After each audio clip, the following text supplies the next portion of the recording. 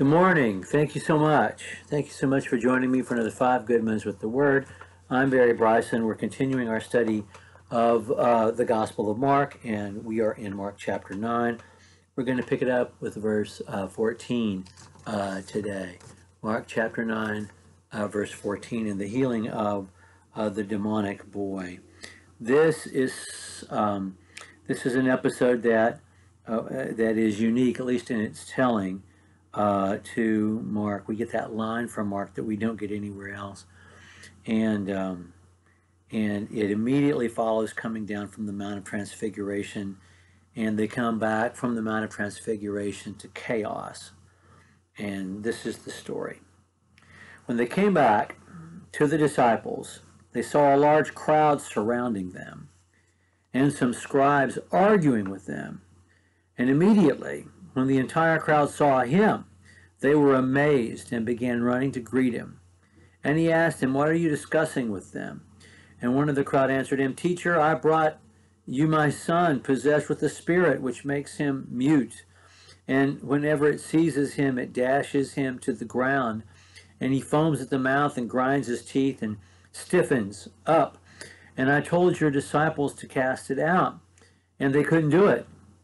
And he answered them, saying, "O unbelieving generation, how long shall I be with you?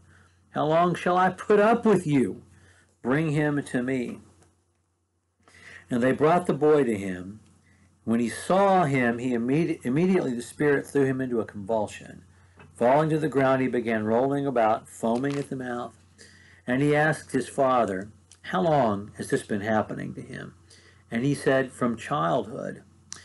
And it has often thrown him both into the fire and into the water to destroy him.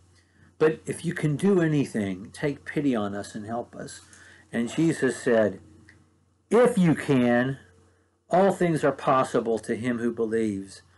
Immediately the boy's father cried out and began saying, "I do believe. Help me in my unbelief." And when Jesus saw the crowd was rapidly gathering, he rebuked the unclean spirit, saying to it, "You deaf and dumb spirit, I command you, come out of him and do not enter him again." And after crying out and throwing him into terrible convulsions, it came out. And the boy became so much like a dead corpse that most of them said, "He is dead." But Jesus took him by the hand and raised him up, and he got up. And when he had come into the house, his disciples began questioning him privately, saying, "Why is it that we couldn't cast him out?" And he said to them, "This kind cannot come out by anything but prayer." Well, this is an enigmatic event, and yet so vivid visually and so emotionally raw as well. I don't know what to make of a lot of this. Jesus is upset, irritated, angry even, perhaps. We said the word anger is only used to describe one event in Jesus' life, and that's the healing of the man that was brought to him in the synagogue, and that his motivation, when it's stated, when it's named, is always compassion. But that doesn't mean we don't see Jesus experience other emotions. And he's upset here. He's upset and just, I think, tired that they are still so obtuse. And he comes down from the mountain. He's had this moment cut short by Peter opening up his yap. And he comes back to this mess. And he can't be gone for 5 minutes without things going south. And he says, how long are you going to have me here to cut your steak? Seriously. And how long am I going to put up with you? I mean, those are his very words, and they're part of the story. They're right there when Peter tells it. It's still so vivid to him. This is what has happened. A man has a son, and this son is evidently no longer a child. Has a son who has a spirit. Is this a spirit? Jesus calls it a spirit, but you know, Jesus is observing the taxonomy of the day. That doesn't mean that it is, although clearly sometimes they really are evil spirits. This sounds a whole lot like something akin to, a severe epilepsy or something else that would cause you to have seizures, and that seems to be what's happening, and it happens when Jesus sees him for the first time, and a crowd is gathering because the apostles that are left behind can't do anything about this.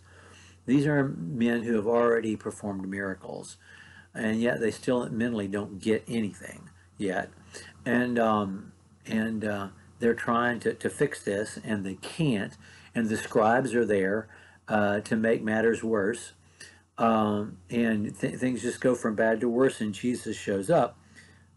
And this father also has lost his patience and is about to give up. And he says, if you can do anything, and that's the last straw, that word if. Jesus, to this poor guy says, if you can, and it's imperative, it's emphatic. All things are possible to him who believes. And then the guy, oh heavens, you want to give him a hug, and you're thankful for him because he's every one of us. He says, I do believe, help my unbelief, and that is not a non sequitur. Not in any way is that a non sequitur. We know exactly what he means by that. Every one of us does. Every person of faith knows exactly what he means when he says that. And so Jesus casts out the spirit. A mob is starting to form, and Jesus casts out the spirit, and that in itself is such a dramatic event. I mean, it's just a physically violent event. And some wonder whether the boy actually did die. But this is not really presented as a resurrection story. But Jesus does take him by the hand, like he did Jairus' daughter, and raise him up. And then we have verse 28 and 29, and that's the great puzzle of the whole thing, because the disciples say, why couldn't we do this? And Jesus doesn't really explain it to them. This kind only comes out through prayer. Meaning what? Had they not been praying? Had they just been trying to use their spiritual gifts like magic, like saying abracadabra, forsooth, forsooth? Prayer, is that another way of saying by total reliance upon the power of God and the will of God? I'm not sure. He just leaves it there for them to ponder and for us to ponder. And so we will.